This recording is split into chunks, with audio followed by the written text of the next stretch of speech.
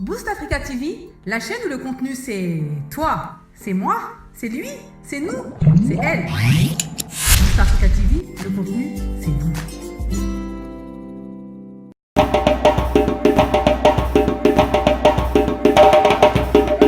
Boost Africa TV, c'est vous.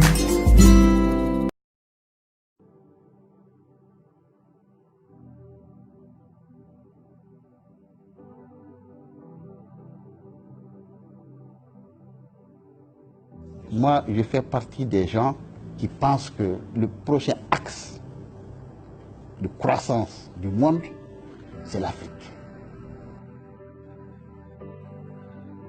Je pense que les 50 prochaines années, l'économie mondiale va se jouer en Afrique.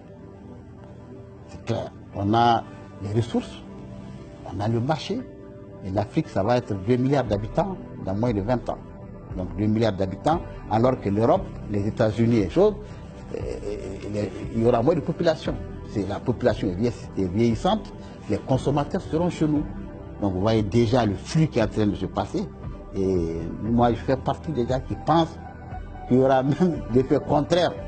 C'est-à-dire au lieu qu'on immigre vers l'Europe, c'est l'Europe qui va immigrer chez nous. Donc, mais il ne faut pas qu'on se leurre. Est-ce qu'on est prêt pour ça?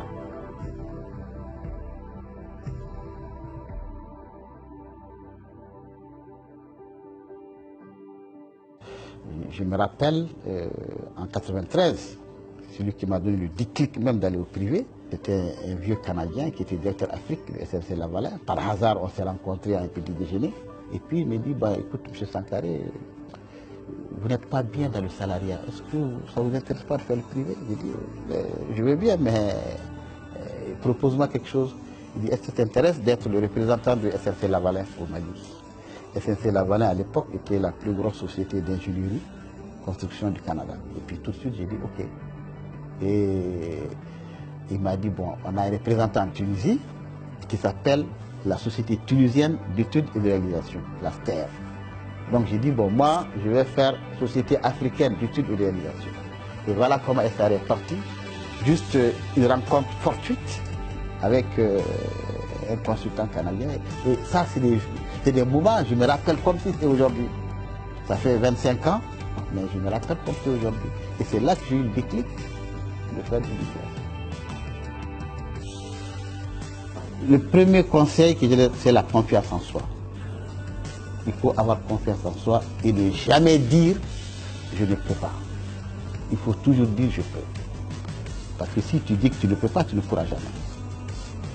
Ça, c'est le premier conseil que je leur donne. Deuxièmement, le modèle économique.